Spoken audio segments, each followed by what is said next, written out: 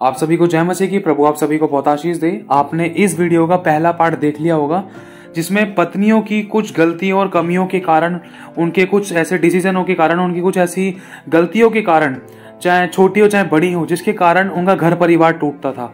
जिसमें कुछ पत्नियों की खुद की गलतियां होती थी जिसके कारण उनका परिवार और घर परिवार टूटता था और बिखरता था और वो आंसुओं में होती थी। और ये दूसरा पार्ट उन पतियों के लिए है जिन्होंने अपने पैरों पर कुल्हाड़ियां मारी हैं या जो अभी ऐसी कंडीशन में चल रहे हैं जिससे कि वो बच भी सकते हैं, संभल भी सकते हैं, सब कुछ ठीक भी कर सकते हैं और सब कुछ अपने हाथों से बिगाड़ भी सकते हैं।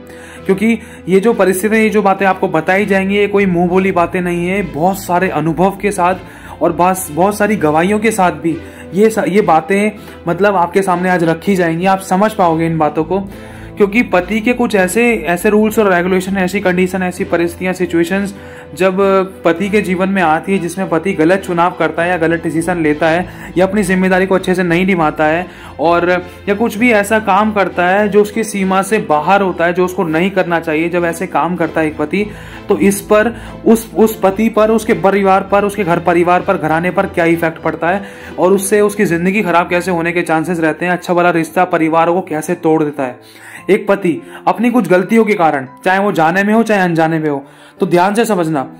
सबसे पहली बात तो आपको बता दिया है कि एक विश्वासी व्यक्ति अगर लाइफ को सक्सेसफुल देखना चाहता है तो एक विश्वासी लड़की ही से शादी करे, चाहे उसको चाहे अब कुछ भी त्याग करना पड़े। कहने का मतलब ये है, चाहे वो किसी से प्यार भी करता था। मैं तो कह रहा हूं, परमेश्वर के वचन में साफ लिखा है कि परमेश्वर ने सिर्फ एक ही रिश्ता बनाया है, पति और पत्नी का। उसके अलावा कोई और रिश्ता है या कोई रिलेशन है, वो व्यभिचार है।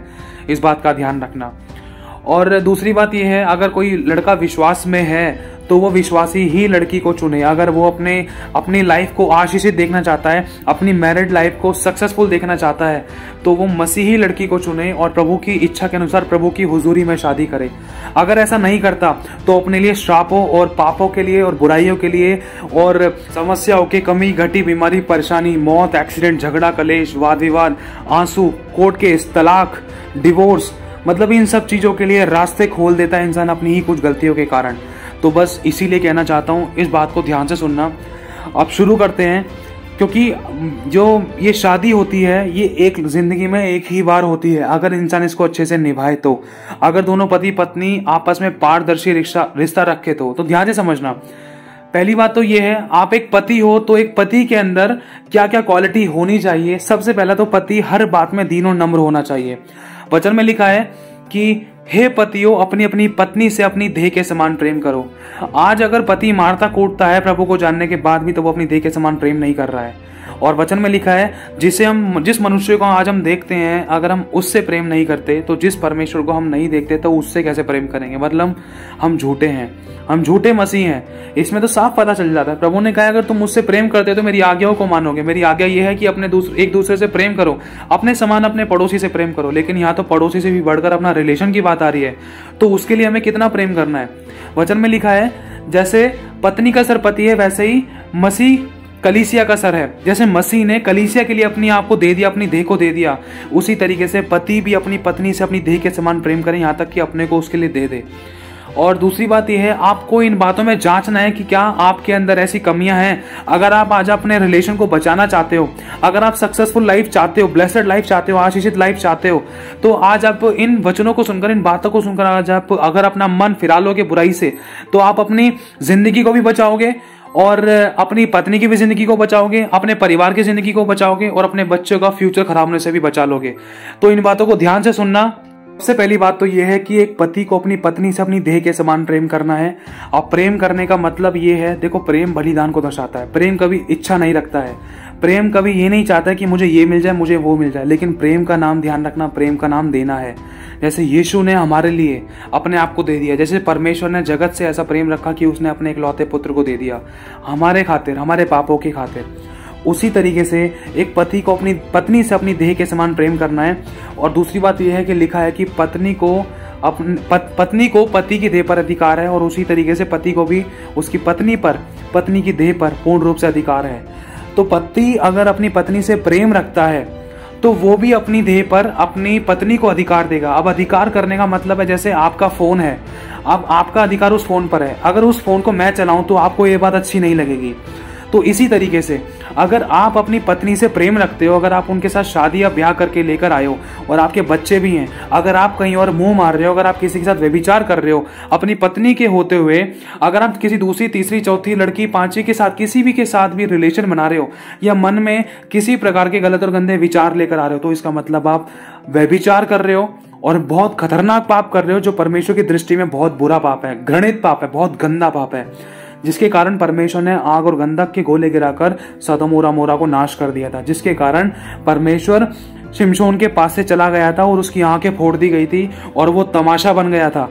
ध्यान से समझना, क्योंकि शैतान स्टार्टिंग में मीठी गोली टॉफी देता है जिसका असर बाद में होता है। अभी शायद आपको लग रहा हो कि सब कुछ आप अपने तरीके से मेंटेन कर रहे हो, पत्नी को पता नहीं है, चाहे पता भी है तो वो आपकी एक तरीके से नौकरानी बनकर जी रही है, या अगर बोलती भी है तो दो चार चांटे आप शायद मार देते हो। ध्यान रखना, आप अपने लिए गड्ढा खोद रहे हो, आपको नहीं पता है, आप अपनी बेइज्जती कर रहे हो, आपको नहीं मालूम है कि आपने क्या बोया है। लेकिन पत्नी के विश्वास से पति बचाया जाएगा, ऐसा वचन कहता है। और ध्यान रखना, इसमें एक बात कहना चाहता हूं कि जो वचन में लिखा है, जो जैसा बोता है वो वैसा काटेगा, और व्यभिचार का श्राप है ना 10 पीढ़ियों तक आता है। समझना इस बात को, अगर आपके परदादा ने व्यभिचार किया तो आपके पापा भी व्यभिचार करेंगे, आपके पापा ने व्यभिचार किया तो आप भी व्यभिचार करोगे। व्यभिचार मतलब शारीरिक संबंध बनाना, अडल्ट्री, गलत और गंदे संबंध बनाना किसी के साथ। अगर आपने किया तो आपका बेटा भी व्यभिचार करेगा। अगर इस चीज से बचना चाहते हो तो प्रभु पर विश्वास करके पापों से तौबा करो, पश्चाताप करो, माफी मांगो और हर प्रकार के ऐसे श्रापों को तोड़ डालो। ये खुद ब खुद टूट जाएंगे, लेकिन जब आप प्रभु पे पूरी तरीके से विश्वास करके अपने पापों से मन फिराकर बपतिस्मा लोगे, उसके बाद आपका नया जीवन शुरू होगा। लेकिन अगर आप इन्हीं पापों में पड़े रहे तो वचन में लिखा है पाप की मजदूरी तो मृत्यु है। ध्यान से समझना, क्योंकि बहुत से लोगों ने पाप करने के कारण, ऐसे ऐसे पाप करने के कारण अपनी पत्नियों को आंखों में आंसू लेकर आया है, अपने बच्चों को दर दर की ठोकरें खिलाई है, नाम खराब किया है। और वचन में यह भी लिखा है कि पत्नी का सर पति है। अब उदाहरण के तौर पर समझने की कोशिश करना, अगर बाप की बेइज्जती हो रही है तो बेटे की भी बेइज्जती ऑटोमेटिकली हो रही है। क्यों? क्योंकि जब बाप ने ही गलत और गंदे काम कर दिए तो बेटों से लोग क्या बात करेंगे, अरे तेरे बाप तो ऐसे से गलत और गंदी लड़की के साथ बैठता उठता है, शायद तू भी ऐसा ही होगा, तुझे अपने घर में क्यों आने दे। इसी तरीके से हाय उस पर जिसके कारण ठोकर लगती है। वचन में लिखा है शापित है वो मनुष्य है जो अपनी पत्नी के होते हुए किसी दूसरी स्त्री के साथ सोता है या किसी दूसरी स्त्री के साथ रिलेशन बनाता है, चाहे वो कोई भी हो, चाहे वो अपनी माँ का तन उगाड़े, चाहे वो अपनी सौतेली बहन का तन उगाड़े, क्योंकि वचन में साफ लिखा है श्रापित श्रापित श्रापित बोली है। ऐसी बातें बहुत खतरनाक बातें हैं, क्योंकि हमारा परमेश्वर पवित्रता के कारण महाप्रतापी है। और इन चीजों से अगर मन नहीं फिराया, अगर उन एक्स्ट्रा अफेयर्स को नहीं छोड़ा, अगर फालतू के गलत और गंदे रिलेशंस को नहीं छोड़ा, तो अपने लिए बहुत बड़ी बड़ी समस्याओं को, तकलीफों को, बीमारियों को, घटियों को, नुकसानों को, आंसुओं को, आप ऐसी चीजों का दरवाजा खोलने की कगार पर हो। ध्यान रखना, क्योंकि इन चीजों के वैश्यागमन के कारण मनुष्य टुकड़ों का भिखारी हो जाता है। वचन में साफ लिखा है ऐसे लोगों का अपमान होता है, ऐसे लोग कहीं पर सर उठाकर जी नहीं सकते। ऐसा करके अगर आप ऐसा काम कर रहे हो अपनी पत्नी के होते हुए, तो ध्यान रखना कितनों के ठोकर का कारण बन रहे हो। सबसे पहली बात, एक मसीह व्यक्ति के लिए ठोकर का कारण बन रहे हो। दूसरी बात, अन्य जाति के लिए ठोकर का कारण बन रहे हो। तीसरी बात, अपने बच्चों के लिए ठोकर का कारण बन रहे हो, अपनी पत्नी के लिए ठोकर का कारण बन रहे हो, अपने माता पिता के लिए ठोकर का कारण बन रहे हो, और उस लड़की के परिवार वालों के लिए ठोकर का कारण बन रहे हो, और उस लड़की के लिए ठोकर का कारण बन रहे हो जिसके साथ आपने रिलेशन बनाया है। ध्यान से समझना, लिखा है हाय उस पर जिसके कारण ठोकर लगती है। अगर परमेश्वर की हाय आ गई, हाय का मतलब है श्रापित। अगर श्राप आ गया जीवन के अंदर तो फिर आशीष तो हो ही नहीं सकती है। कुछ भी काम करो, हर काम में रुकावट, हर काम में श्राप, हर काम में नुकसान, हर काम में घटियां, हर काम में बीमारियां, समय समय चलते समय, आते समय, जाते समय श्राप। जो हाथ के काम थे वो सारे बेकार, कहीं पर भी आना जाना था सारी प्लानिंग्स बेकार, और किसी से बातचीत होनी थी, सब जगह से रिश्ते खराब हो रहे हैं, टूट रहे हैं, बिखर रहे हैं, बीमारियां लग रही थी, तकलीफें खड़ी हो रही थी, और बिना मतलब के ही काम पे काम खराब हो रहे थे, कर्जा हो रहा था, घटी हो रही थी, आंसू पे आंसू। ये सारे श्राप के ही लक्षण है, ध्यान रखना। शैतान शुरुआत में, मैं फिर से कह रहा हूं, मीठी गोली टॉफी देता है, जिसमें स्टार्टिंग में तो बहुत मजा आता है। अरे मेरी पत्नी तो कुछ नहीं कह रही है, वो लड़की भी मस्त है, वो लड़की भी खुश है और मैं भी खुश हूं, मेरी पत्नी भी कुछ नहीं कह रही है, वो थोड़ा बोल नहीं देती है, वो चुप हो जाती है। हाँ भाई, वो निर्बल पात्र है, वचन में लिखा है कि उसको निर्बल पात्र जानकर छोड़ दो। लेकिन ध्यान रखना, वचन में लिखा है हे जवान अपनी जवानी में तू आनंद कर, लेकिन याद रख अपनी दृष्टि के अनुसार चल।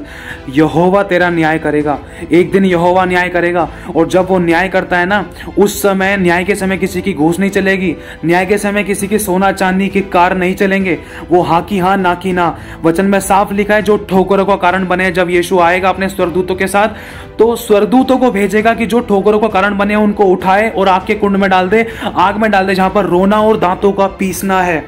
इसलिए थोड़े पल के आनंद के चक्कर में अपनी पूरी अनंत काल की जिंदगी को मत खराब करना। प्रभु आज मौका दे रहा है हर एक उस पति को जो आज ये वचन सुन रहा है, यह पति बनने वाला है, यह पति बन चुका है। इसीलिए परमेश्वर का वचन कहता है अपनी पत्नी से अपनी देह के समान प्रेम कर और मेरे वचन के अनुसार चल, सत्य को जान, सत्य तुझे आजाद करेगा, माफ कर और आगे बढ़।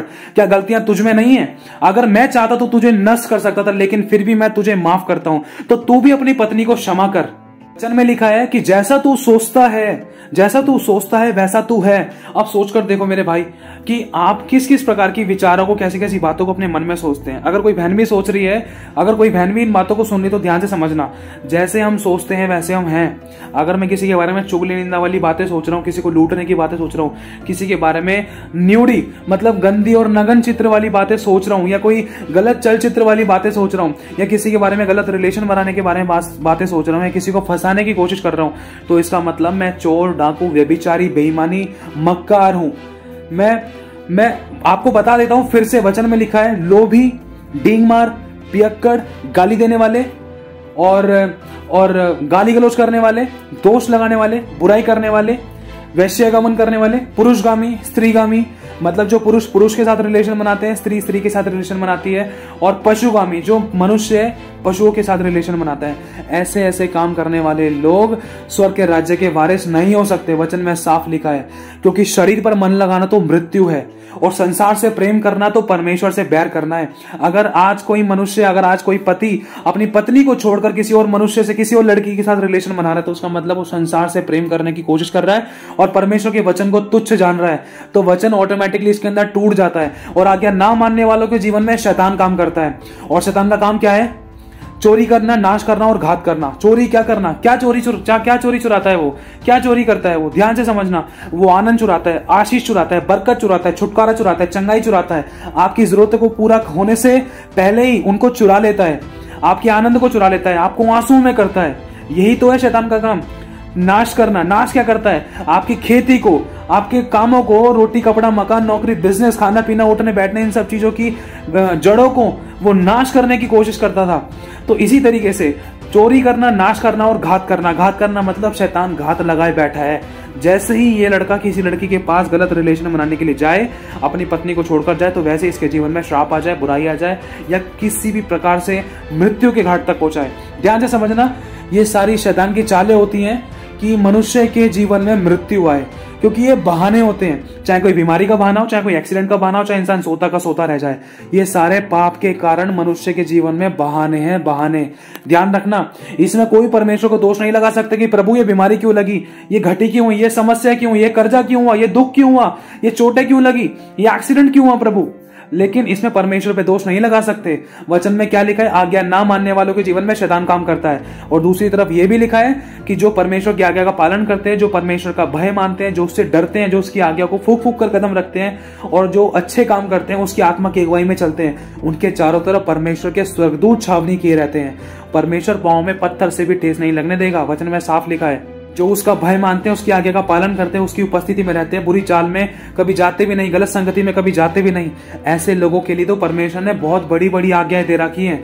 वचन में लिखा है कि मैं तुझे महामारियों, महारोगों से बचाऊंगा, शैतान की चालों से बचाऊंगा, कमी घटी बीमारी परेशानियों से बचाऊंगा, तुझे हर प्रकार की विपत्तियों से, आपदाओं से बचाऊंगा। तेरे हाथ कभी लेने वाले नहीं, वरन तेरे हाथ हमेशा देने वाले होंगे। तुझे बहुत तेरी जातियों को उधार देने वाला बनाऊंगा, तेरी जरूरतों को पूरा करूंगा, तुझे चंगा करूंगा, तेरे घावों पर तेल मलूंगा, तेरे आंसू को पोंछ डालूंगा। ये सारी आयतें परमेश्वर ने अपने आज्ञाकारिता करने वाले बच्चों के लिए, पति और पत्नियों के लिए, अपने बच्चों के लिए रखी है। जो आज्ञा पालन कर रहा है वो इन आशीषों को लेते जा रहा है, लेकिन जो आज्ञा तोड़ रहा है वो अपने लिए गड्ढा खोद रहा है। शुरुआत में तो मीठा लगता है, शुरुआत में तो अच्छा लगता है कि भाई पति कुछ नहीं कहेगी, हम कमजोर समझते हैं, कभी कभी पत्नी को नौकरानी समझ लेते हैं। और दूसरा रीजन एक ये भी है कि अगर कोई पति है तो अपनी पत्नी के ऊपर इतना हावी हो जाता है, बिल्कुल नौकरानी बनाकर रखता है। उदाहरण के तौर पर कुछ खाने पीने के लिए बनाकर दे रही है, तो कभी मीठे मुंह, प्यारे मुंह, कभी उससे पूछता भी नहीं कि तूने खाना खा लिया। अगर पूछता है तो खाने में कमी निकाल देता है या तो फेंक देता है, दीनता नम्रता नजर नहीं आती है। हम वैसे कहते हैं हम प्रभु के बच्चे हैं, क्या प्रभु आपके साथ खाना नहीं खाता है? अगर प्रभु आपके साथ खाना खा रहे हैं तो प्रभु तो वही रूखा सूखा जैसा बच्ची ने बनाकर दिया जितना समझ में आया, जो उसने बनाया वो तो उसने खुद ने भी खाया या वो तो खुद भी खाएगी। अब ये थोड़ी ना आपको मतलब कच्ची भिंडी बनाकर दे रही है बाहर से, मतलब आपको वो कच्ची भिंडी बनाकर दे रही है और खुद बाहर से चिकन पैक करवा के मंगवा रही है और खुद खा रही है। नहीं, जो वो बना रही है, चाहे रूखा सूखा, चाहे खट्टा ताजा, चाहे नमकीन है नहीं है, चाहे मिर्ची है या नहीं है, चाहे तेल सही डाला नहीं डाला, चाहे कच्चा पका है, जो वो बना रही है वो खुद भी खाएगी। लेकिन वही खाना यीशु भी तो आपके साथ बैठकर खा रहा है। जब वो कमी नहीं निकालता तो आप और हमारी क्या औकात हो जाती जब वो उस लड़की पर की उंगली उठाया कि तूने खाना ऐसा बनाया, तूने खाना वैसा बनाया है। अब कोई जानबूझकर तो करेगा नहीं, अगर कर भी देता है तो क्या परमेश्वर ने हमें नहीं सिखाया है कि हर बात को धन्यवाद करके करो? क्योंकि लिखा है जब यीशु मसीह ने 5000 से ज्यादा लोगों को खाना खिलाया तो उस समय यीशु मसीह ने ये नहीं देखा कि रोटी कच्ची है, मछली कच्ची है, पक्की है। नहीं, वहां पर लिखा है 5 रोटियां और 2 मछलियां एक बच्चे के पास थी। यीशु मसीह ने उनको लेकर धन्यवाद किया, हे परमेश्वर तेरा धन्यवाद, तू हम सब की प्रार्थना को सुनता है, तू सृष्टि का मालिक है, तू अन्न और धरती पर अन्न और जल उपजाता है। यीशु मसीह ने धन्यवाद किया। और एक लाजर था, एक धनवान व्यक्ति के घर के चौखट के बाहर फेंक दिया जाता था। लाजर नाम का एक व्यक्ति था, भिखारी था, उसके घाव को कुत्ते चाटते थे। लेकिन लिखा है वो उस राजा की, उस धनवान व्यक्ति की जो मेज पर से जो झूठन गिरती थी ना, रोटी वोटी, उसको उठाकर खाता था। वो झूठन वो थी जो कुत्ते भी मतलब बहुत मुश्किल ही खाते होंगे, समझ लो, इतनी गली सड़ी, या मतलब चाहे चलो कुत्ते भी खाते होंगे, लेकिन फिर भी समझ कर सोच कर देखो इस बात को कि उस झूठन को लेकर है ना वो धन्यवाद करता था, वो कमी नहीं निकालता था।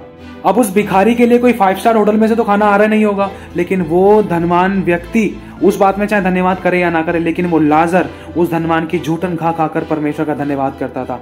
लिखा है एक दिन वो धनवान गाड़ा गया जब वो मरा, और दूसरे दिन जब वो लाजर मरा तब वो गाड़ा गया। लिखा है धनवान की जब आंख खुली उसने अपने आप को अधलोक में तड़पता हुआ, आग में तड़पता हुआ पाया, और लेकिन जब लाजर की आंख खुली तो उसने अपने आप को स्वर्गलोक में अब्राहम की गोद में पाया।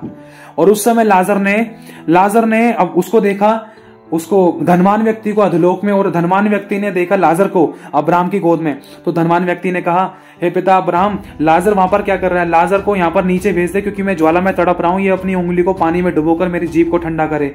तो अब्राहम ने कहा, नहीं, तू अपनी अच्छी वस्तुएं ले चुका है, उसी प्रकार ये बुरी वस्तुएं। तो उस समय जब तू अच्छी वस्तुएं ले रहा था तो ये बुरी वस्तुएं ले रहा था, ये बुरे समय में था। जब तू अच्छे समय में था तो तू अच्छी रोटी खाता था, उस समय तेरी झूठन खाता था और तूने अच्छा जीवन जिया है। लेकिन अब उस समय तेरा अच्छा जीवन जीने के कारण आज तू यहाँ पर अधोलोक में तड़प रहा है। लेकिन जब लाजर वहां पर बुरा जीवन जी रहा था, इसलिए उस जीवन के कारण आज लाजर यहाँ पर मेरे साथ स्वर्गलोक में मेरे साथ अच्छा जीवन पा रहा है। तो ध्यान रखना मेरे भाई और बहनों, आज आपके पास, मेरे भाई, आज आपके पास चाहे जैसा भी खाना है, हर बात में प्रभु का धन्यवाद करो। एक बार सोच कर देखो कि कितना लंबा टाइम हो गया, क्या आपने अपनी पत्नी से पूछा कि क्या तुझे कुछ करने के लिए चाहिए, क्या तेरी इच्छा क्या है? एक 10 रुपए की कुल्फी, आइसक्रीम या चॉकलेट या कोई टॉफी या नमकीन का पैकेट या कुछ भी आपने उससे पूछा कि मैं तेरे लिए लाऊं, या कभी आप बिना पूछे लेकर आए हो? सोच कर देखो इन छोटी छोटी बातों के अंदर। एक स्त्री, पता है, एक स्त्री 365 दिनों में से एक दिन की भी उसकी छुट्टी नहीं होती। यहाँ तक कि आदमियों की छुट्टी हो जाती है संडे की काम की, लेकिन उस स्त्री की एक दिन की भी छुट्टी नहीं होती। वो 24 आवर और every time, every day working है। उसका कौन हालचाल पूछता है? वो अपने माँ के घर को छोड़कर आई है, वो अपने परिवारों को छोड़कर आई है, वो आंसू में अपने परिवार को छोड़कर आई है। लेकिन जब वो आपके पास आई है तो आप भी उसको दुख दे रहे हो। उसको निर्बल पात्र जानकर उसको छोड़ दो, उसको अपने सीने से लगाओ, अपनी देह के समान उससे प्रेम करो। आपको पता है कि आपकी पत्नी हमेशा आपके लिए बेस्ट करती है, ताकि मेरा पति मुंह ना बनाए, मेरा पति लड़ाई ना करे, और जो मैंने घर में सब्जी रोटी बनाई है वो मैं खुद भी खाऊंगी, वो मेरे पति को भी खिलाऊंगी, वही मेरे बच्चे खाएंगे। समझना इन बातों को। एक बार आप अपनी पत्नी की तरफ से सोच कर देखो कि आपने कभी उसके साथ बैठकर 4 बातचीत करी है कि तेरे मन में कोई टेंशन तो नहीं है, कोई चिंता, कोई परेशानी तो नहीं है, क्या कोई घर का कुछ ऐसा काम तो नहीं है जिसके कारण तेरे को टेंशन हो रही हो? सोचना, क्या कभी हमने ऐसा किया है? नहीं किया। लेकिन हम अपने काम में इतना व्यस्त रहते हैं, पत्नी को समय देने की कोशिश नहीं करते, वरन उसके ऊपर चढ़ते हो रहे हैं, उसको मारपीट और करते हैं, उसका दिल और दुखाते हैं, उसको मार मार कर उसके घर और भेज देते हैं, है ना। और दूसरी बात यह है कि जो पत्नी अपने मुंह का निवाला निकाल कर अपने पति को खिलाती है, उसकी इज्जत भी नहीं की जाती है।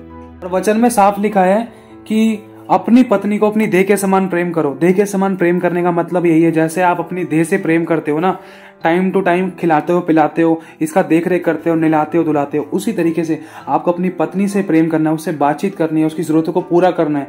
जो भी इसकी शारीरिक जरूरत है, जो भी इसकी आत्मिक जरूरत है, जो भी इसकी मन की इच्छा है, उनको पूरा करना है, जैसे आप अपनी इच्छा को पूरा करते हो। और इसके साथ साथ एक बात और कहना चाहता हूं, अगर आप प्रभु की सेवा करते हो तो वचन में साफ लिखा है, एक पति का एक ही पत्नी हो, एक पति की एक ही पत्नी हो, और पति परमेश्वर का भय मानने वाला हो, सुशील हो, अतिथि सत्कार करने वाला हो, नम्र हो, माफ करने वाला हो, क्षमा करने वाला हो, और दया रहित ना होने पाए, दया करने वाला हो, और दीन और नम्र हो। दीन और नम्र का मतलब है अपने आप को शून्य कर लेना और अपने जीवन से दूसरों को ऊंचा उठा देना।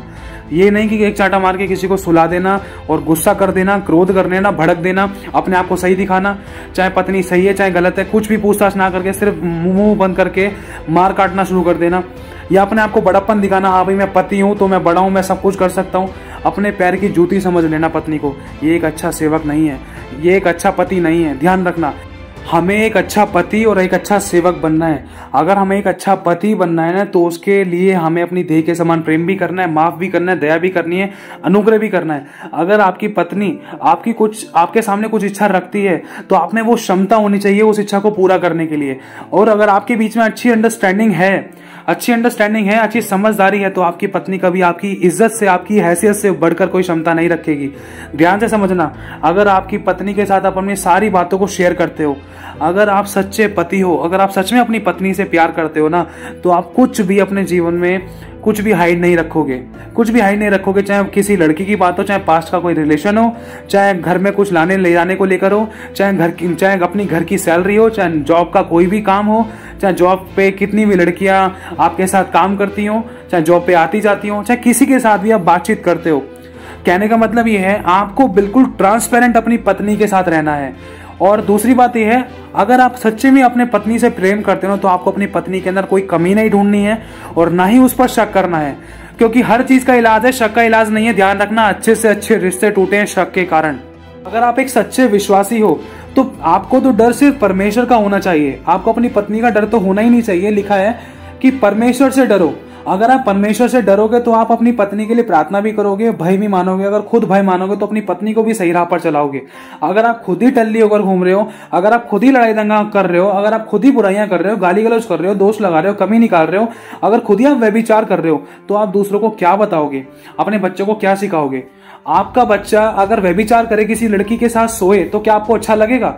और अगर आपका बच्चा सो रहा है, उदाहरण के तौर पर अगर आपका बेटा सो रहा है, तो आपकी जुबान में ताकत नहीं होगी कि आपके बेटे को रोक दो। क्यों? क्योंकि आपने भी वही काम किया है। आपके बेटे का मुंह खुलने का कारण आप स्वयं बने हो, आपकी पत्नी का मुंह खुलने का कारण आप स्वयं बने हो, आपके अगल बगल के आस पड़ोस के घर परिवार के लोगों का कारण, उनके मुंह खुलने का कारण आप स्वयं बने हो। इसीलिए अपने लिए गड्ढा मत खोदो और ना ही किसी दूसरी स्त्री की या किसी बहन बेटे की इज्जत को खराब करो। थोड़े समय के चक्कर में, थोड़ी सी खुशी और शांति के चक्कर में किसी की इज्जत को मत उखाड़ो और ना ही अपनी पत्नी के साथ विश्वासघात करो। वरन अपने परमेश्वर का भय मानो, सच्चाई खराई पवित्रता का जीवन जियो, खुद भी अच्छी शिक्षा पाओ और दूसरों को भी सही सलाह दो। क्योंकि अगर आप ही की आंख में लट्ठा है तो आप किसी दूसरे की आंख का तिनका नहीं निकाल सकते। क्या कभी आपने अपनी पत्नी के साथ 2 पल बैठकर उससे बातचीत की है? सुबह से लेकर शाम तक आपने 5 मिनट लिए अपनी पत्नी के साथ बैठकर उसके साथ हाल चाल पूछने के, उसके साथ बातचीत करने के, उसकी पसंद और नापसंद पूछने के लिए? आपने कभी उसका 2 पल खुशी से बिताने की कोशिश की है? क्या हमारे मुंह से हमेशा तड़क भड़क ही निकलता है, गाली गलौज ही निकलता है, दोषारोपण की, बुराई की बातें निकलती हैं? क्या हम हर बात में अपने आप को ऊंचा और अच्छी पदवी वाला दिखाते हैं? हमें घर में एक अच्छे तरीके से और प्रेम प्यार के साथ, दीन नम्र स्वभाव के साथ अपने पति और अपने बच्चों के साथ एक अच्छा ऐसा स्वभाव और एक अच्छा एनवायरनमेंट हमें बनाए रखना चाहिए, जिससे कि हम सबके बीच में एक अच्छी ट्रांसपेरेंसी हो। अगर इन बातों के लिए हम अपने परिवार को, अपने बच्चों को, अपनी पत्नियों को समय नहीं देंगे तो सामने वाला व्यक्ति हमें अपनी दिल की गहराइयों को, बातों को, उन दुखों को, उन समस्याओं को जो वो दिल में रखकर बैठा है, चाहे वो कोई गलती हो, चाहे वो कोई बड़ा काम हो, चाहे कोई बड़ा नुकसान हो, वो बातें अगर रखकर बैठा तो वो आपके पास आके शेयर कैसे करेगा? उसके लिए आपको अपने परिवार वालों के साथ, अपने बच्चों के साथ, अपनी पत्नी के साथ ट्रांसपेरेंसी चाहिए। ट्रांसपेरेंसी मतलब एक पारदर्शी रिश्ता, और वो पारदर्शी रिश्ता आएगा आपके खुद के द्वारा।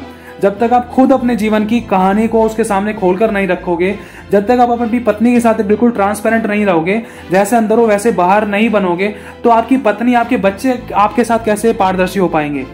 ध्यान से समझने की बात है, क्योंकि ध्यान से सुनना, अगर आप अपने बच्चों के साथ पारदर्शी हो, अगर आप अपना भय भी बिल्कुल जताते हो कि हाँ भाई जो मेरा बच्चा गलत कर रहा है तो उसके लिए आपको डांटना बनता है, लेकिन अगर आप खुद ही गलत शिक्षा में जा रहे हो तो आप अपने बच्चों को कैसे डांटोगे। बच्चों का मुंह इसीलिए खुलता है, इसीलिए। और हमने बहुत सारी ऐसी गवाहियां सुनी है, ये छोटी नहीं है, बहुत बड़ी बड़ी गवाहियां हैं, बहुत दुखद भरी गवाहियां हैं कि जिन बच्चों को माता पिता ने अपने हाथों से पाल पोस कर बड़ा किया, वो बच्चों की जब शादी हुई उन्होंने अपने माँ बाप को घर से बाहर निकाल दिया, जायदाद से दखल कर दिया, या मेट्रो स्टेशन पे छोड़ दिया, या रेलवे स्टेशन पे छोड़ दिया, बोरिया बिस्तर बांधकर उनको छोड़कर आ गए कहीं, उनको दिखाई नहीं दे रहा, या किसी ऐसी जगह पर छोड़कर आ गए, उनसे बोल दिया अभी आ रहे हैं थोड़ी देर में, ऐसे कर करके निकल गए।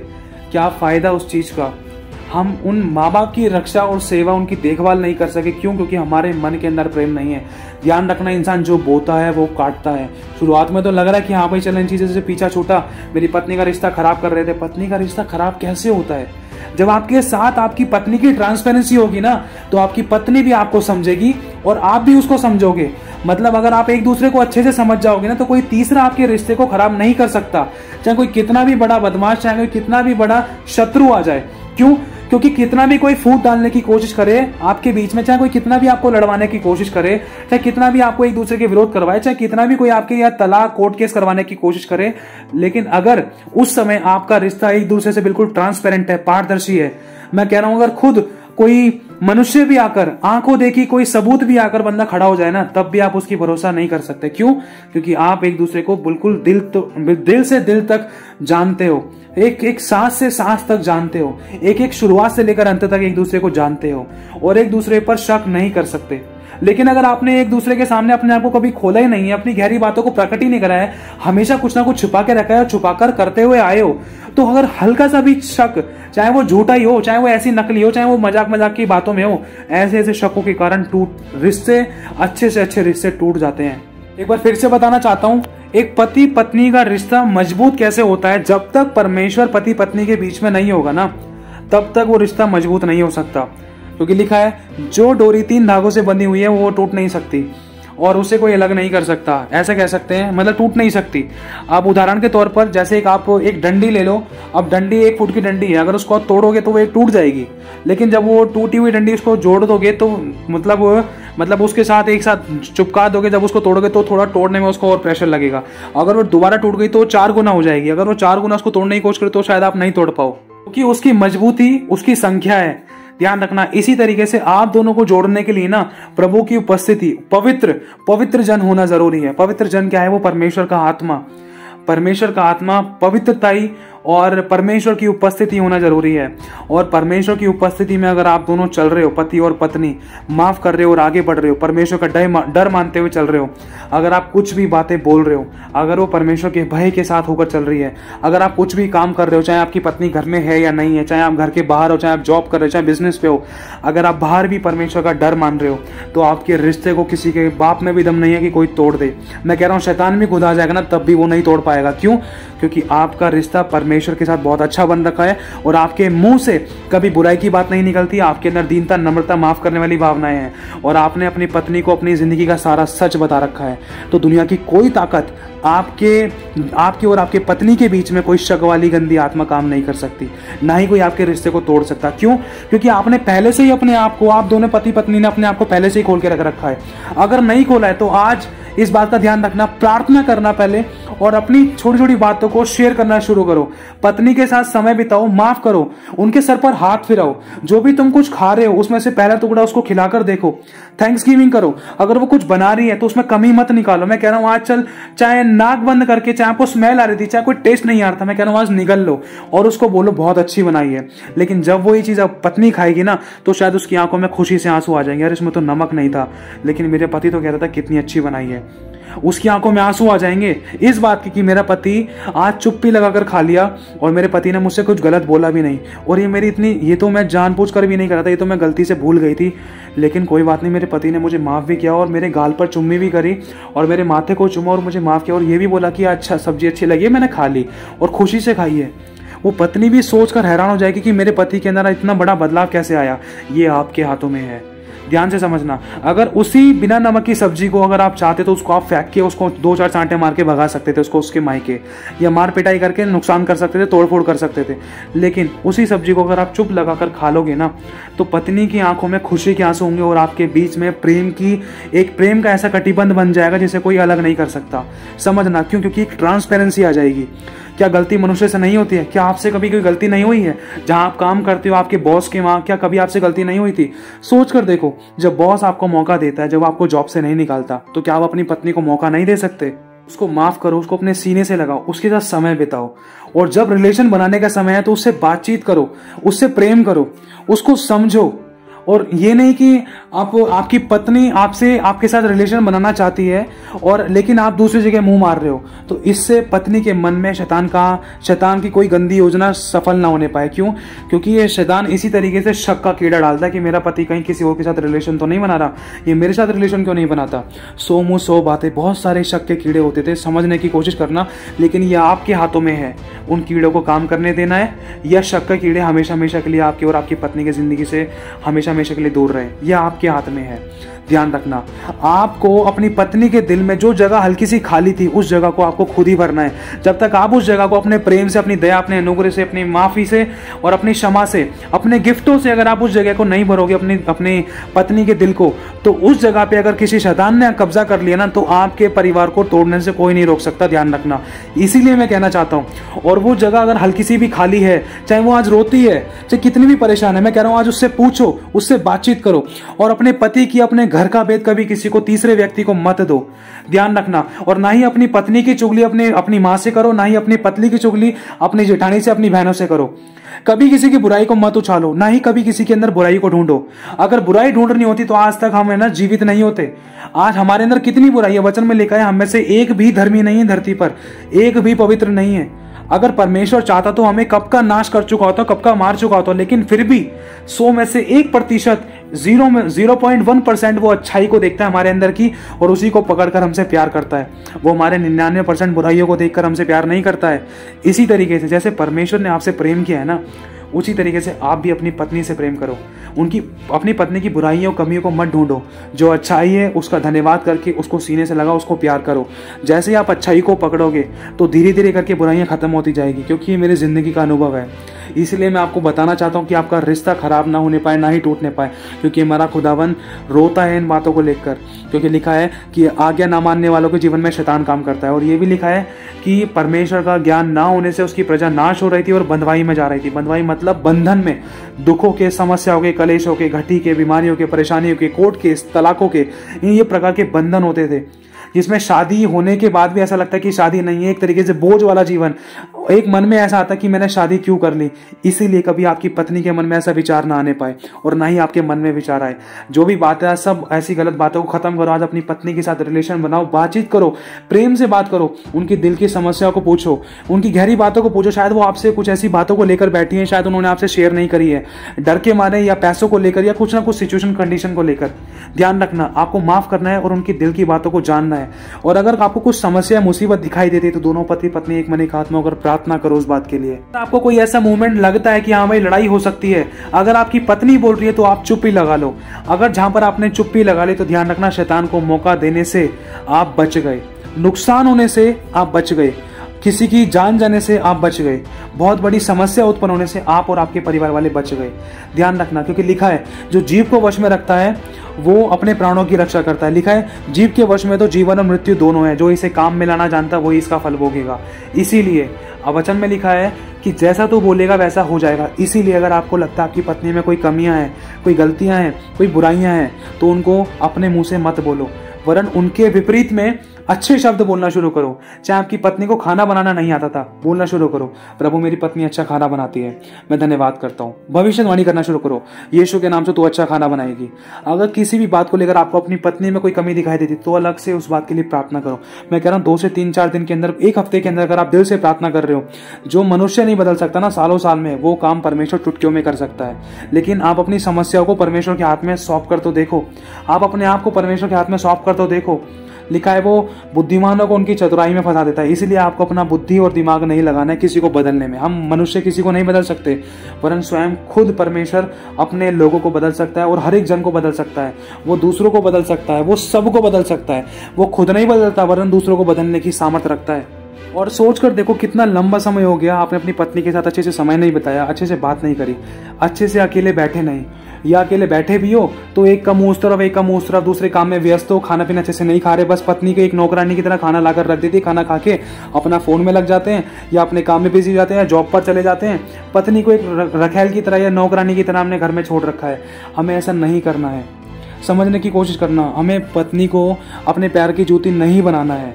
वो हमारी देह है, वो हमारी देह है। मैं जानता हूँ बहुत सारे लोग ऐसे हैं कि अपनी पत्नी से बहुत प्यार करते हैं, लेकिन वो अपनी पत्नी को अपना प्रेम प्रकट नहीं कर पाते हैं। इसीलिए क्योंकि सबसे बड़ा कारण हमारी जुबान है। हम माफ करना नहीं जानते, हम ढांपना नहीं जानते। क्योंकि जो गड़े हुए मुर्दे उखाड़ता है ना, उसके जीवन में बहुत सारी बिना मतलब में लड़ाइयाँ उत्पन्न होती थी। क्योंकि ये बात मैंने अपने जीवन में एक्सपीरियंस करके देखी है। क्योंकि जब ये चीज़ मेरे लाइफ में थी ना, तो इन्हीं चीज़ों को लेकर है ना, बार बार पुरानी बातों को लेकर मैं लड़ता था, झगड़ता था। हालांकि ऐसी बात हो रही भी नहीं होती थी, लेकिन फिर भी जब पुरानी बात जब उखड़कर आती थी ना, एक को लेकर फिर दो, फिर सामने वाला भी बोलता था, फिर मेरे मुंह से निकलती थी इसी तरीके से। लेकिन प्रभु कहता है हर पल में मेरी तुम्हारे साथ एक नई शुरुआत है। प्रभु कहता है बीती बातें बीत गई, और देख प्रेम अपराधों को ढांप देता है। अगर तुम प्रेम करते हो ना तो बुराइयों को ढांप दो, गड़े मुर्दे मत उखाड़ो, वरना बदबू ही आनी है और उससे कोई फायदा नहीं है। शैतान इन बातों को देखकर हंसता है। उसकी सबसे बड़ी चाल यही है कि पति पत्नी को अलग करे, और वो बहुत हंसता है और वो बहुत खुश होता है कि पति पत्नी जब आपस में लड़ाई करते हैं, गाली गलौज करते हैं, बुराई करते हैं, दोष लगाते हैं, श्राप देते हैं, या आपस में एक दूसरे की बुराइयों के लिए ढोल बार बजाते हैं, या कोई किसी की बुराइयों को सहन नहीं करता, ना ही कोई किसी की बुराइयों पर पर्दा डालता, ना ही कोई किसी को माफ करता। इसीलिए शैतान हंसता है। और शैतान इसलिए भी हंसता है कि अगर पति को पत्नी के अंदर कोई बुराई दिखाई दे रही तो उसका पति ढोल कभी काम आ जाता है, कभी काम आ जाता है, कभी अपने मुंह से उसकी बुराइयां करने लग जाता है। नहीं, ध्यान रखना, अगर आप अपनी पत्नी की बुराई कर रहे हो तो इसका मतलब ऑटोमेटिक अपनी ही बुराई कर रहे हो, अपने लिए गड्ढा खोद रहे हो। अगर आप अपनी पत्नी की कमियों को किसी थर्ड पर्सन से शेयर कर रहे हो तो क्या वो बदल सकता है? अगर वो बदल सकता तो इतने सारे कोर्ट केस वहां उसमें कोर्ट में नहीं पड़े रहते। समझना इन बातों को। अगर कोई मनुष्य किसी की परिस्थितियों को, किसी के हालातों को, किसी मनुष्य को बदल सकता तो आज तक इन घर परिवारों में लड़ाई दंगे, लड़ाई झगड़े ना रहते। ध्यान से समझने की कोशिश करना मेरे भाई और बहनों, ये छोटी बात नहीं है। ये कोर्ट केस भी नहीं सुलझा पाते, एक एक केस कितने कितने सालों तक चलता था। अगर कोई मनुष्य बदल सकता ना तो बुद्धि से बुद्धिमान लोग बैठते हैं कोर्ट में, वो भी नहीं सुलझा पाए। इसीलिए अगर आपको लगता है आपके परिवार में, आपकी फैमिली में कोई रिश्ते नातों को लेकर, कोर्ट केस को लेकर या किसी प्रकार के तलाक को लेकर कोई ऐसी बातें चल रही हैं, तो प्रभु के पास जाओ और तलाक बिल्कुल मत करो। तलाक प्रभु की ओर से नहीं है, क्योंकि लिखा है यहोवा स्त्री त्याग से नफरत करता है, घृणा करता है। लिखा है कि स्त्री को निर्बल पात्र जानकर उसको छोड़ दो। अगर आप चाहते हो कि कोई बदलाव हो तो उसके लिए प्रार्थना करो, और बीज बोने के बाद फल एक बार में नहीं आ जाता। धीरज धरो, इंतजार करो, अपने शब्दों पर नियंत्रण करो, अपने अंदर बदलाव लेकर आओ। आपके बदले हुए जीवन को देखकर स्वयं आपकी पत्नी बदलेगी। अगर आप ही लड़क भड़क कर रहे हो, लड़ाई दंगा कर रहे हो, गाली गलौज कर रहे हो, बुराइयां कर रहे हो, तो आपकी पत्नी कहां से बदल पाएगी? अगर आप पवित्र जीवन जी रहे हो तो आपकी आने वाली पीढ़ी भी आशीषित होगी, वो भी पवित्र जीवन जिएंगे, वो भी आशीष और उद्धार का चैनल बनेंगे। कोई आपके पर उंगली नहीं उठा सकता, वरन आपकी पत्नी के बारे में भी लोग प्रशंसा करेंगे। ध्यान से समझना, क्योंकि हेड अगर पवित्र है, अगर इंजन सही दौड़ रहा है तो उसके पीछे पीछे डब्बे भी सही दौड़ेंगे। अगर इंजन में खराबी है ना, अगर सर में खराबी है तो बॉडी एक तरीके से पैरालाइज हो जाती थी। समझने की कोशिश करना। तो इसीलिए हेड को अपना पूरा काम अच्छे तरीके से करना है, सब बात को गंभीरता से लेना है, ढीला नहीं पड़ना है, माफ करने की जगह माफ करना है। जहां पर सिखाने समझने वाली बात है वहां पर सहनशीलता के साथ, दीनता नम्रता के साथ माफ करना है, समझाना है सहनशीलता के साथ, और दीनता नम्रता के प्रभाव से एक दूसरे को अच्छी बातों को लेकर शांति देनी है। ये नहीं कि तेरे साथ ऐसा होगा, तेरे साथ वैसा होगा, या अपने घर का खेल खराब करने की कोशिश है, या लड़ाई दंगा कर रहे हैं, 4 लोग सुन रहे हैं, हमारे घरों में से लड़ाइयां की आवाज आ रही है, तो ये चीज परमेश्वर को पसंद नहीं है। 4 लोग क्या सोचेंगे? इस प्रकार से अपनी गवाहियों को खराब मत करो। और इसके साथ साथ अगर आप एक विश्वासी हो तो एक विश्वासी के जीवन में कितनी बड़ी बड़ी गवाहियां होनी चाहिए। उदाहरण के तौर पर कि अब अगर आप एक विश्वासी हो तो आपको परमेश्वर का भय मानने वाला होना चाहिए, माफ करने वाला होना चाहिए, गड़े मुर्दों को हमेशा हमेशा के लिए दफनाने वाला होना चाहिए, ताकि कोई पुरानी बातें उखाड़कर दोबारा से एक नए घाव ना बनाए। ठीक है। एक विश्वासी को दीनता नम्रता के साथ स्वभाव होना चाहिए। एक विश्वासी के अंदर प्रेम की ऐसी भावना होनी चाहिए कि चाहे कितनी भी बड़ी कितनी भी कठोर बात हो, हर बात को प्रेम से की जाए। वही बात अगर इंसान चिल्लाकर कर रहा है, अगर वही बात अगर प्रेम से कर रहा है, तो सामने वाला चाहे जितना भी क्रोध में था, वो व्यक्ति भी दीनता नम्रता में आ जाएगा आपके प्रेम की बातों को सुनकर।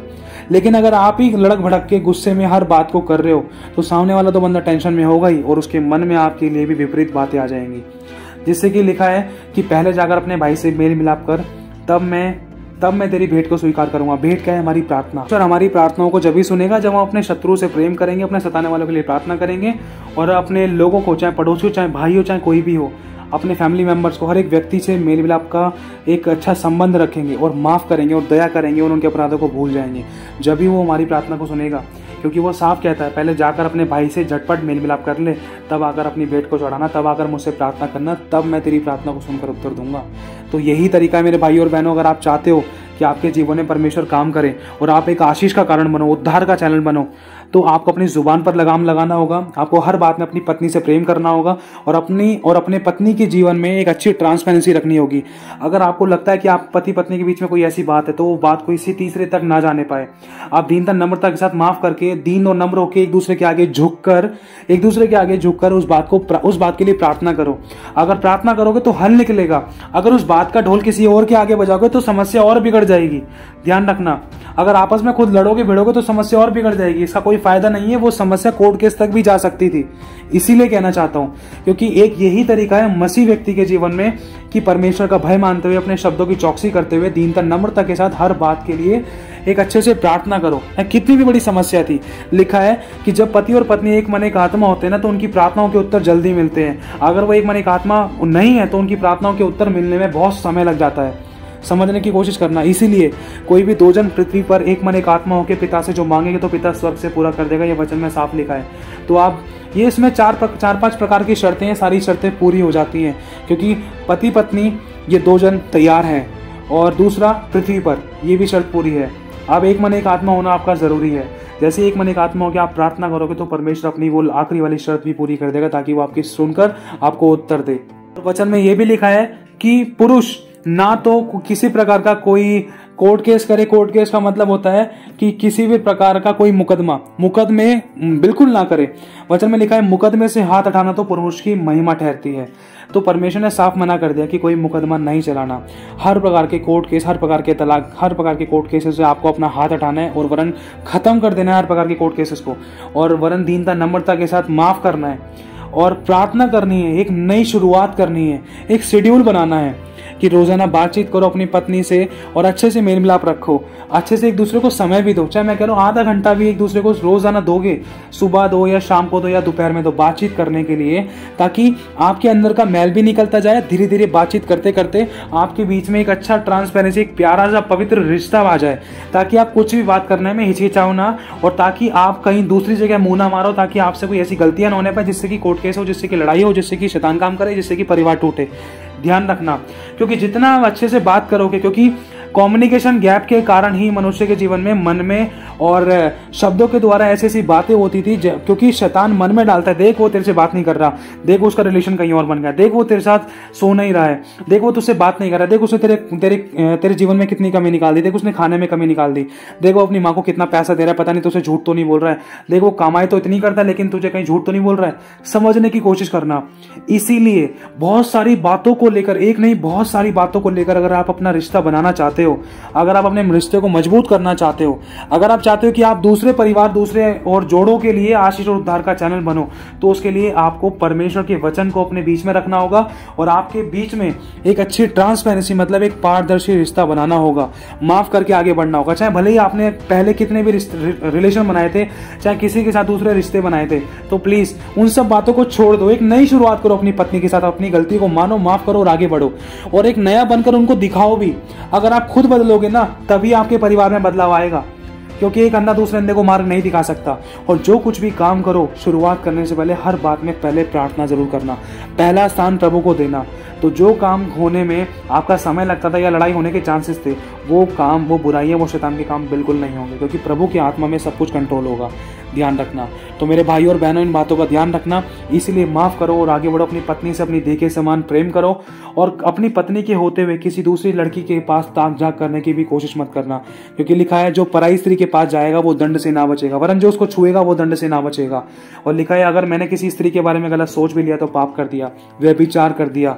तो मेरे भाई और बहनों, इन चीजों से सावधान रहना है, माफ करना है, आगे बढ़ना है और एक अच्छा रिश्ता बनाकर रखना है आपस में। लड़ाई करने से, तड़क भड़क करने से अच्छा एक यही है कि चाहे लड़ाई आपके बीच में हो भी रही थी, चाहे कोई गुस्सा था, चाहे किसी बात को लेकर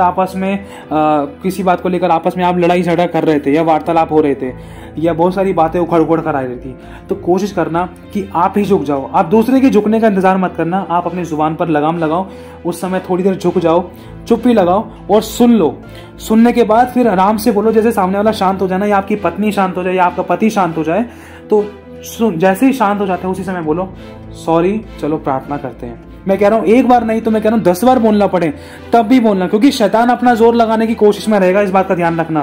क्योंकि शैतान ये सोचेगा चल भाई इसने एक बार कोशिश तो करा, लेकिन कोई बात नहीं, इसकी पत्नी को फिर भड़काता हूं, देखा भी इसको इसके मुंह से गलत निकलवाता हूं उसके पति के लिए। ध्यान रखना, आपको हार नहीं माननी है, आपको मैं कह रहा हूं बार बार सॉरी बोलना है। हार शैतान ही की होगी और उस समय आपकी पत्नी स्वयं आपसे लास्ट में सॉरी जरूर बोलेगी। अगर नहीं भी बोला तो आप उसे सॉरी बोलने की इच्छा मत रखना। मैं कह रहा हूं अगर आज उसने नहीं बोला तो कल आने वाले टाइम में वो जरूर बोलेगी, माफी मांगेगी, वरन अपनी सारी बातों को आपके सामने खोल कर भी रखेगी। ध्यान रखना, ये अनुभव मैंने अपनी जिंदगी में लिया है। इसलिए माफ करने में देरी मत लगाना, क्योंकि शैतान को मौका मिल जाता है। इसलिए दया करने में, क्षमा करने में और प्रार्थना करने में देरी मत लगाना, क्योंकि शैतान को मौका मिल जाता है। क्योंकि शैतान मन में गलत और गंदे विचार डालता है, ऐसे ऐसे विचार डालता है जिससे कि लड़ाई दंगा और हो जाए, जिससे कि तड़क भड़क हो जाए, जिससे कि दोषारोपण की बातें हो, जो बात नहीं भी होती है ना वो भी निकल कर आती है। ध्यान रखना, क्योंकि थोड़ा सा कम्युनिकेशन गैप, मतलब बात करने में अगर थोड़ा सा समय लग जाता है ना, तो 2 से 5 मिनट, 10, 15, 20 मिनट के अंदर ही शैतान ऐसे काम करने की कोशिश करता था कि इन दोनों का रिश्ता टूटा का टूटा रहे, और मन में ऐसी ऐसी बातें डालता है जिसके द्वारा और लड़ाइयां हो। समझने की कोशिश करना, क्योंकि ये शैतान की ही चालें होती है, लड़ाइयां कराना, लड़ाइयां होना। लेकिन प्रभु चाहता है अगर आप ध्यान से समझोगे ना कि मैं लड़ाई कर क्यों रही हूं, लड़ाई का मतलब क्या है, कारण क्या है, इसका फायदा क्या है, और हम आपस में लड़ क्यों रहे हैं। और ये बात अगर कल होती तो कल भी लड़ाई होती। अगर इन्हीं बातों को लेकर रोज करते रहे तो रोज ही लड़ाई होगी। इन बातों को आज ही दीनता नम्रता के साथ माफ करते हुए इन बातों को यहीं खत्म करके अगर हम प्रार्थना का कटिबंध बांधे इसके ऊपर, तो सब कुछ आज यहीं खत्म हो जाएगा और हमारा रिश्ता दोबारा से नया शुरू हो जाएगा। समझना, इन बातों को सोच कर देखना, क्योंकि लड़ाई झगड़े में आपको शायद हो सकता है कि सोचने समझने का मौका कम मिले, लेकिन आपको मजबूत होना है इस चीज के अंदर। जैसे ही मौका मिलता है आप लोगों के बीच में पहले तो चुप्पी लगाने के साथ साथ आपको एक दूसरे के लिए प्रार्थना करनी है, माफ करना है, ना तो लड़ना ना झगड़ना। अगर आपको लग रहा है कि सर से पानी ज्यादा ऊपर जा रहा है तो थोड़ा सा हल्का सा डिस्टेंस बना के चुप्पी लगाकर थोड़ा सा इंतजार करना, वरन मन में प्रार्थना करना, प्रभु किसी को कोई जान माल की हानि ना हो, कोई नुकसान ना हो, ना मुझसे ना मेरी पत्नी से, और ना ही मेरे मुंह से कुछ गलत निकले, ना मेरी पत्नी से कुछ गलत निकले। प्रभु हमारी मदद कर, हमारे बीच में मेल मिलाप का आत्मा लेकर आ प्रभु, हमारी मदद और रक्षा कर, सुरक्षा कर, शैतान को मौका ना मिले। प्रभु मैं चाहता हूं हमारे बीच में तेरा प्रेम आ जाए, इसी समय प्रेम आ जाए, उसी समय प्रार्थना करना, आत्मा में या मन में प्रार्थना करना प्लीज, ये बहुत जरूरी है। क्योंकि छोटी छोटी बातों के कारण है ना परिवार ऐसे बिखरे थे, ऐसे टूटे थे, ऐसे मौतें हुई थी, ऐसे फांसियां लगाई थी। क्यों? क्योंकि छोटी छोटी बातों के कारण इंसान ने मौके दिए थे, ना तो किसी को सोचने का मौका दिया, ना तो किसी से कुछ बर्दाश्त हुई। बर्दाश्त ना होने के कारण बातों ही बातों में मजाक में जहर खा लिया, या किसी को किसी ने चक्कू मार दिया या गोली मार दी, या कोई छत से कूद गया था गुस्से में। इसीलिए मेरे भाई और बहनों, छोटी बात नहीं, बहुत बड़ी बात है।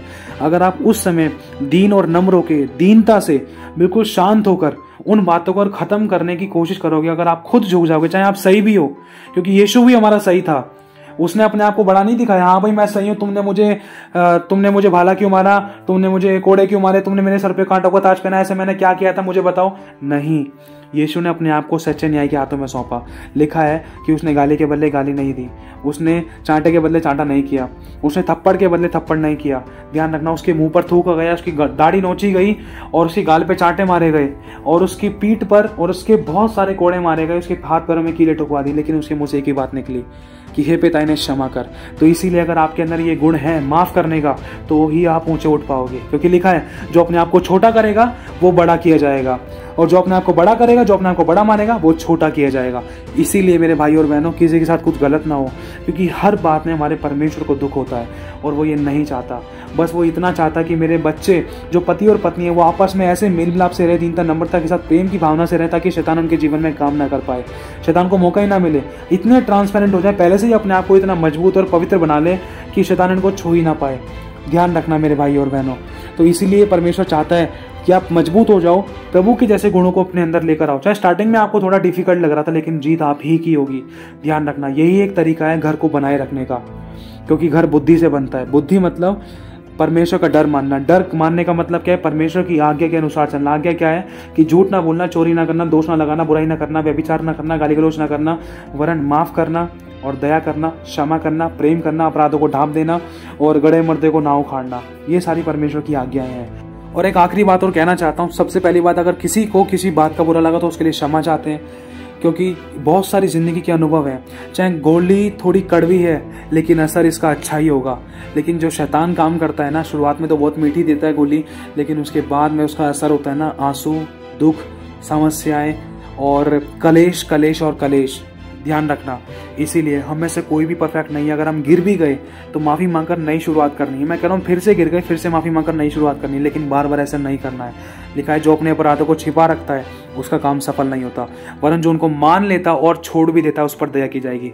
जो अपने अपराधों को एक दूसरे के सामने मान लेगा उस पर दया की जाएगी। तो अपने अपराधों को एक दूसरे के सामने मानने के लिए सबसे पहले प्रार्थना करना, फिर एक दूसरे के सामने अपने अपराधों को मानना और क्षमा करना और एक दूसरे के लिए प्रार्थना करना। देखो शायद आंखों में आंसू आ जाएंगे और हमारा परमेश्वर जो आपके पास बैठकर ये सारी बातें सुनेगा तो वो कितना खुश होगा कि आज मेरे बच्चों के जीवन में इतने प्रेम को देखकर मुझे बहुत खुशी हुई है।